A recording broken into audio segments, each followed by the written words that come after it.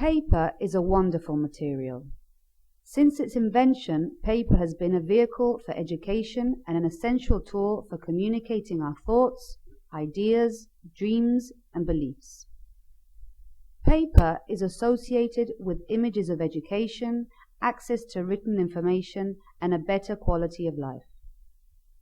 Yet there are many problems caused by the way we consume and produce paper. Let's take this issue step by step. World consumption of paper has exploded over the past 50 years. Since the early 1960s, world paper consumption has increased fivefold, to the point where today we consume more than 1 billion tons of paper each and every day. This enormous increase in world paper consumption does not mean that more paper is available to more people. What it does reflect is an unequal distribution and wasteful practices. As we take a look at some specific examples from today's world, comparing present-day per capita consumption against that of the world average, an unjust world passes in front of our eyes.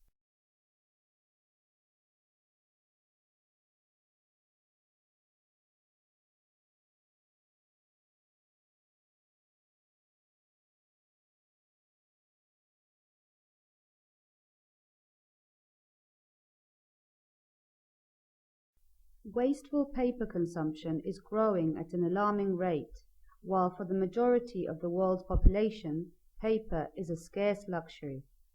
High-income countries consume on average 57 times more paper than low-income countries. That is to say, the poorest 2.5 billion people have 57 times less paper available than the average European or North American person. Many people believe that high paper consumption rates are a result of higher literacy rates and reading more books. But is this claim true? Taking a closer look, it becomes clear that this is obviously not true. What is obvious is that high paper consumption is directly correlated with wasteful consumption practices.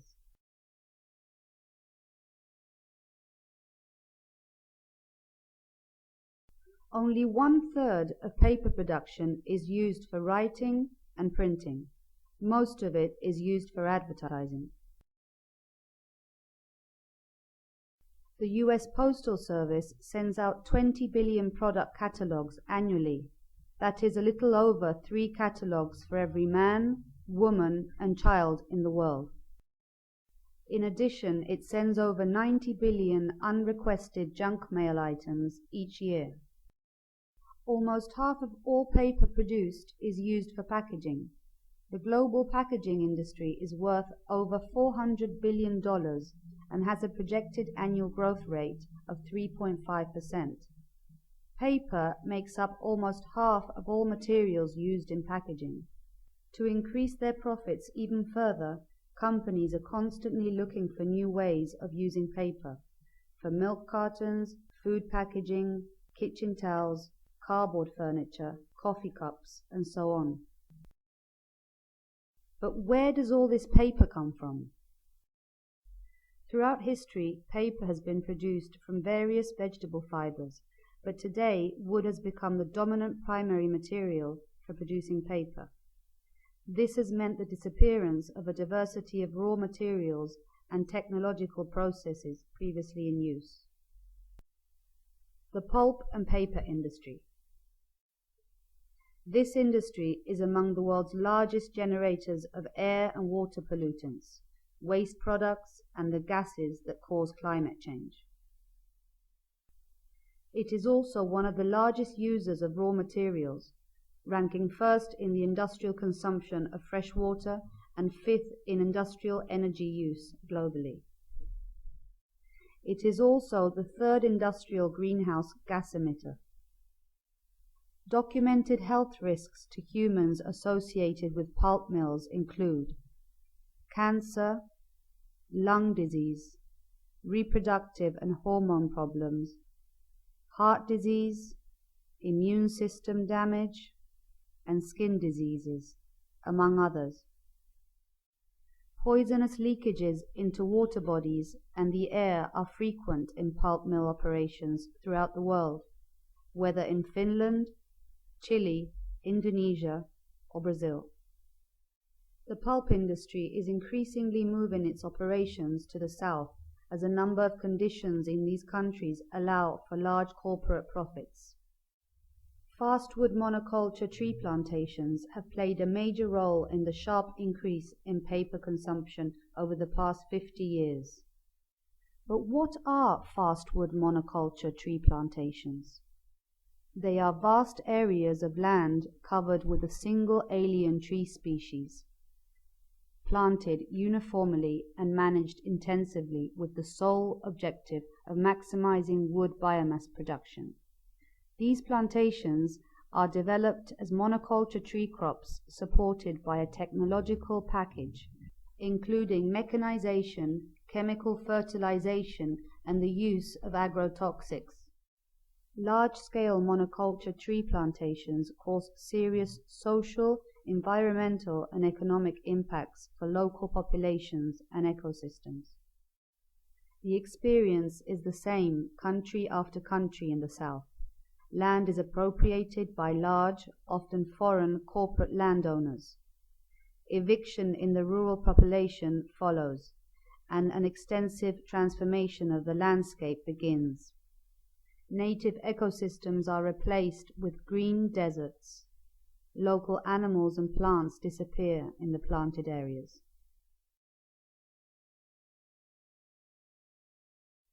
Additionally, they result in loss of means of livelihood, decrease in employment, less food production and loss of food security, depletion and contamination of water resources, soil degradation, all resulting in the impoverishment of local populations.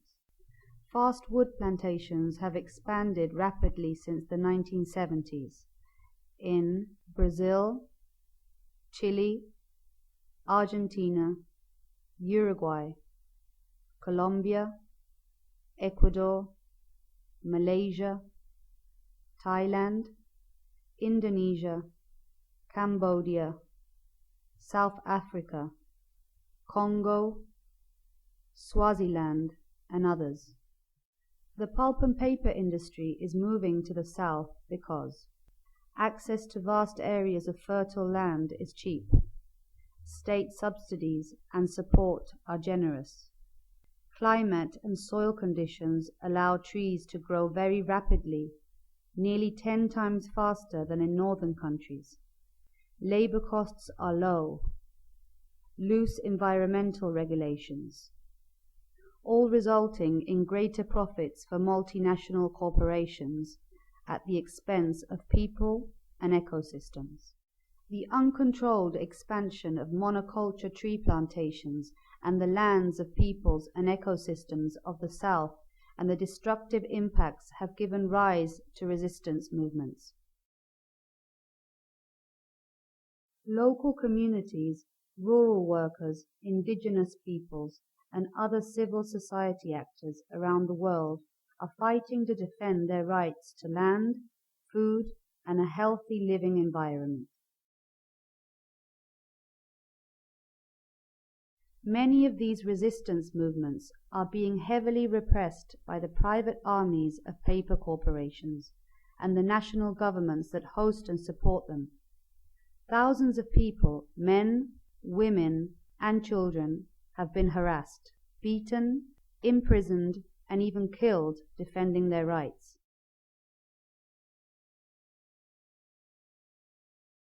Given this situation, is there anything that you can do? Even though accepting individual responsibility in wasteful paper consumption is important, bringing down consumption is not simply a matter of individual choice. In many cases, we are forced to unwillingly consume paper when buying other products. This is the result of policies that allow or promote excessive use of paper. Paper consumption is therefore a political issue and must be addressed as such. As individuals, we are all part of different types of communities where we can raise awareness on the social and environmental impacts caused by monoculture tree plantations and pulp mills. This can be the first step for changing the present destructive, unequal, and wasteful production and consumption model. Successful opposition to this model requires bringing together all those impacted by plantations and pulp production, with organized opposition in consumer countries, and to campaign jointly to achieve national and global policy changes concerning production and the use of paper. You, me, all collectively can make things change.